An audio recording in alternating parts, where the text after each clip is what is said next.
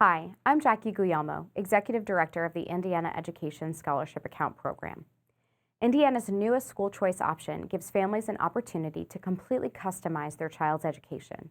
Using the Education Scholarship Account Program, parents will be able to spend up to 90% of the student's state tuition support dollars to meet their individual learning needs.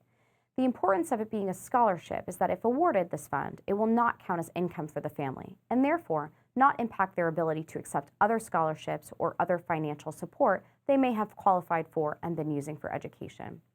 Once families apply and are approved for an education scholarship account, they become an account holder with their student's own individual account. Account holders may use our brand new, secure online portal to search for and pay approved ESA providers with their tax-free award.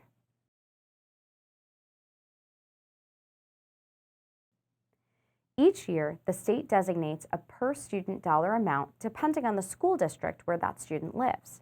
This dollar amount is used for the education of the students within that school district. If approved for an education scholarship account, that student will have access to 90% of that state tuition support amount in 4 quarterly disbursements deposited throughout the year.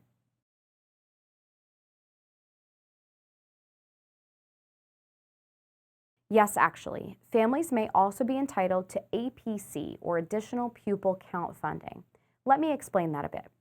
When a student qualifies for special education in the public school, that school receives additional funding to support education of that student. The amount the school receives is dependent upon the disability of the student, as stated in that student's IEP or service plan. If the family decides to send their student to a qualified school that provides special education services, the APC funding would be provided to that school. If while using the Education Scholarship Account Program, a family decided to pursue special education services on their own, the APC funding would be included in the annual grant amount and disbursed quarterly.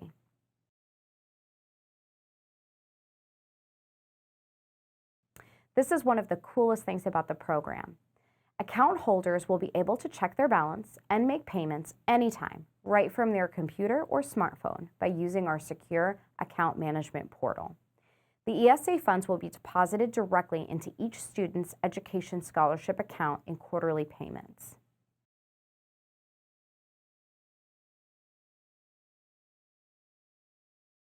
For the first year, up to $1,000 may be rolled over per student. For each year following, that original $1,000 plus any additional money up to $1,000 may be rolled over.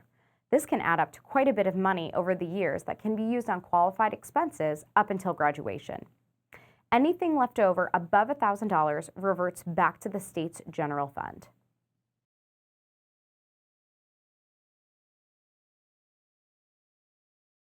Families may submit separate applications for each student in their family, and upon approval, individual accounts will be established for each child. Funds in either account may be only used for that student. There can be no transfer of funds between accounts.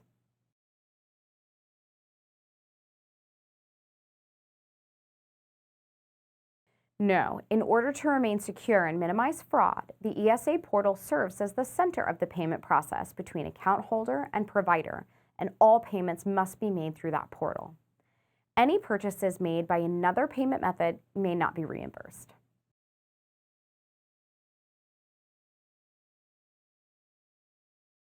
Refunds will be deposited from the provider directly back into the student's education scholarship account.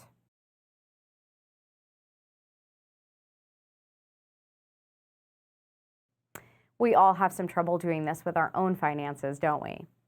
Now, the whole point here is choice, right? We don't want to tell families how to spend their ESA money. However, we do encourage families to think about budgeting ESA a bit like the way we should all be budgeting our own personal finances and prioritize payments for the most important or essential items. First, we prioritize our home, right? Rent payment or mortgage. Think of education the same way. If a family is choosing a non-public school as their child's education provider, they should make sure they have the funds to pay that first.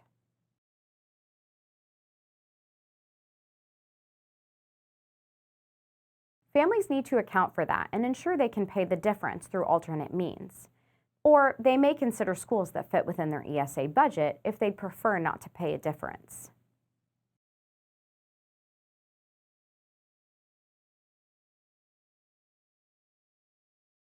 If the family has funds remaining, they should consider the services and therapies recommended in their child's IEP.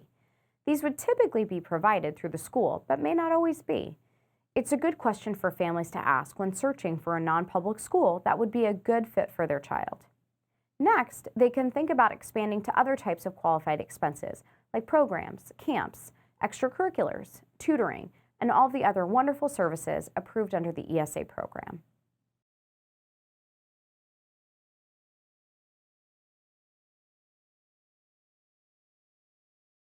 We want to remind families that in the agreement they sign when applying for the ESA, they agree to ensure payment for services rendered. That may mean using another form of payment until the next disbursement is made. Think of it like this. If I sign on to a monthly gym membership, I need to be sure I can make a payment when my membership fees are due. If I don't have the money in my account, I may need to draw from my savings to cover the cost until my next paycheck. However, I might want to rethink that membership if it can't be easily covered by my paycheck. Families need to be careful to plan ahead and be very aware of how much each disbursement will be. If they're not in a position to use another form of payment, they need to limit spending to the amount of their quarterly disbursement. All providers will be upfront about the costs of their services, so families should be sure to ask that before signing on to receive services with a provider.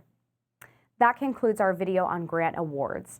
Our entire ESA QA video series can be found on the ESA program YouTube channel or our website at in.gov/tos/INESA.